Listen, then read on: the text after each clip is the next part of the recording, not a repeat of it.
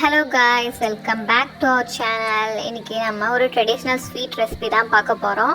வாங்க வீடியோக்குள்ள போலாம். Go down there apayana hero get you at யாரோ டிக்கல ஃபர்ஸ்ட் பாதாம் பருப்பை ஹாட் வாட்டர்ல ஒரு 15 நிமிஷம் ஊற வச்சு அதோட தோலை எடுத்துட்டு நீக்கி வச்சுக்கணும். அடுத்து ஒரு கைப்பிடி தேங்காய், அடுத்தது ஏலக்காய் கொஞ்சோண்டு, ஏலக்காய் பவுடர் இருந்தால் போட்டுக்கோங்க.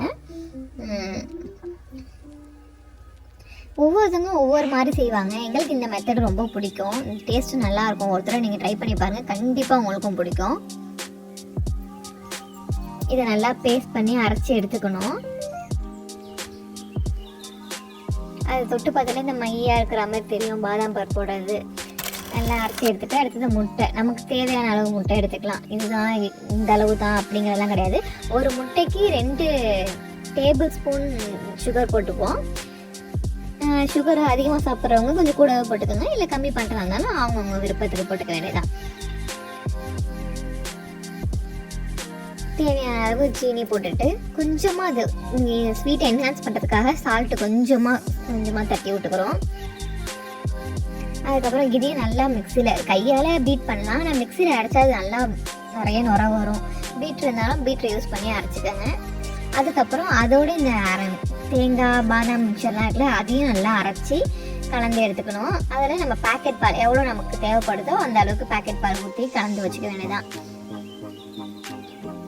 இதை ஒரு ஏனமாக வச்சு நம்ம பேக் பண்ணோம் அப்படின்னா அது ஹைட் நிறையா வந்துடும். ஹைட் நிறையா வராமல் ஹைட் கம்மியாக வராமல் 2 பாத்திரத்தில் ஊற்றி வேக வச்சுக்கலாம். இது நம்ம குக்கரில் தான் விசில் விட போகிறோம். குக்கரில் ஃபஸ்ட்டு தண்ணி ஊற்றி அதில் அடியில் ஏதாவது ஒரு நாங்கள் இப்போ கலவடை சொல்லுவோம், அடியில் ஏதாவது ஸ்டாண்டு போட்டு அந்த ஸ்டாண்டுக்கு மேலே இதை வச்சு 5 விசில் இல்லை 4 விசில் விட்டோம்னா நல்லா இதாகிடும். மூடி போடாமல் வேக வச்சோம் அப்படின்னா தண்ணி அதில் இறங்கிடும். அதனால் நம்ம மூடி போட்டு தான் வேக வைக்கணும்.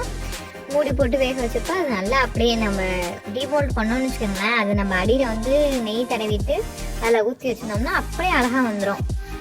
கவுத்து பீஸ் போட்டு ஒரு பிளேட்டில் கவுத்தோம், கரெக்டாக இருந்துச்சு. தண்ணியும் எக்ஸ்ட்ரா இருக்குது. திரும்பி அடுத்த இன்னொரு எண்ணெய் வைக்கிறோமே அதையும் செஞ்சு வச்சாச்சு.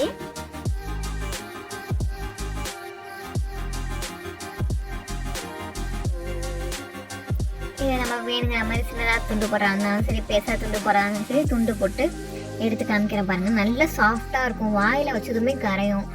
கண்டிப்பாக இது எல்லா குழந்தைங்களுக்குமே பிடிக்கும். எங்கள் வீட்டில் உள்ள பசங்களாம் முட்டை கேக்கு அப்படின்னு சொல்லி சாப்பிடுவாங்க. எல்லாருக்குமே இது ரொம்பவே பிடிக்கும். எங்கள் வீட்டில் ஈத் இருந்தாலும் சரி, என்ன ஃபெஸ்டிவல் இருந்தாலும் சரி, ஃபஸ்ட்டு செய்யணும்னு ஆசைப்படுறது இதுதான் செய்வாங்க. இப்போ பாத்திரத்தில் நெய் தடவி வச்சதுனால அது நல்லா டீமோல்ட் பண்ணக்குள்ளே சாஃப்டாகவும் வந்துச்சு, ஒட்டாமையும் வந்துச்சு. இது மாதிரி ஒருத்தர் ட்ரை பண்ணி பார்த்துட்டு உங்களோட ஃபீட்பேக்கை மறக்காமல் கமெண்ட் பண்ணுங்கள். கண்டிப்பாக உங்கள் வீட்டு குழந்தைங்களுக்கும் பிடிக்கும். எங்களோட வீடியோ உங்களுக்கு பிடிச்சிருந்துச்சுன்னா லைக் பண்ணி ஷேர் பண்ணுங்கள். மறக்காமல் சேனலை சப்ஸ்கிரைப் பண்ணிக்கோங்க. தேங்க்ஸ் ஃபார் வாட்சிங்.